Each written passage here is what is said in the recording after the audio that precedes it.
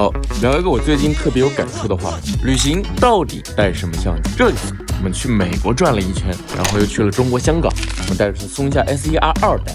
说实话，去美国前我纠结过，毕竟它看起来就不是那种轻量化的选手。我个人对松下坊间的那些评价也早有耳闻，但当我去完美国，决定去香港的时候，这些疑虑就全部取消了。我有很强烈的感受，就是松下 S1R2代可能是我用过旅拍时最让人放松的一台专业相机，前提是你能接受我视频最后说的那些问题。废话少说，先看样片。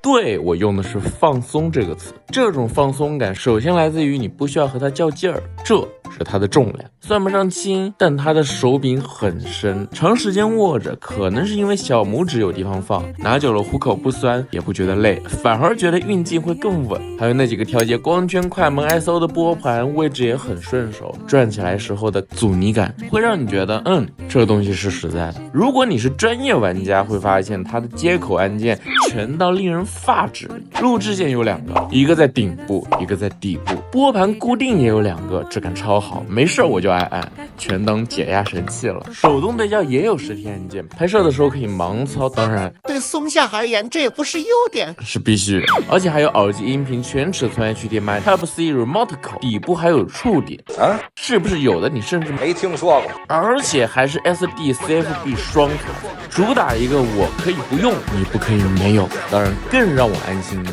是它的色彩，我们好像都觉得指出好看是玄学，但 S1R2代给了我一种确定的不接受反驳的漂亮。无论是香港夜市那种复杂的要命的霓虹灯牌和街道，还是美国那种干净的光线，它拍出来的颜色都很扎实，而且耐看。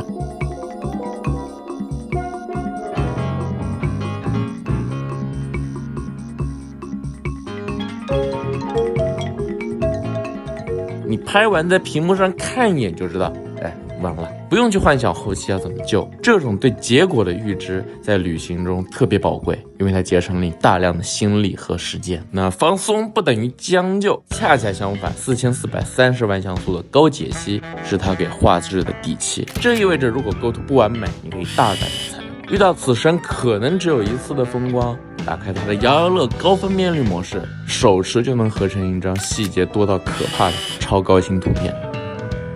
而当你的拇指一拨，切到视频模式，它的另一面就来了。防抖真的没话说，这次我大部分镜头都是拿手持拍摄的，不仅能拍 4K， 而且还有 8K 30帧。我一度在思考说这台是照片视频双修机会不会不合适，看完样片之后，你们觉得呢？当然有些问题是必须要面对的，比如 4K 120帧是不支持42210比特内录的。我觉得如果可以给一个 MP4 格式小尺寸的422就太好了。但是对旅拍记录为主，偶尔创作小短片的人来说，它画质也已经是需求的天花板了。另一个无法回避的就是它的分量，全金属机身、双卡槽、一大堆接口，这些都是专业和可靠的代价。它明确的告诉你，我不是一个时尚配件，我是一件可以干活的工具。你的背包和肩膀需要为这份扎实预留一些空间和力气。所以回到最开始的问题，那旅行为什么我会想带它？因为它用了一种很踏实的方式解决了我最核心的焦虑，我能不能不折腾就可靠的留下眼前的这一刻。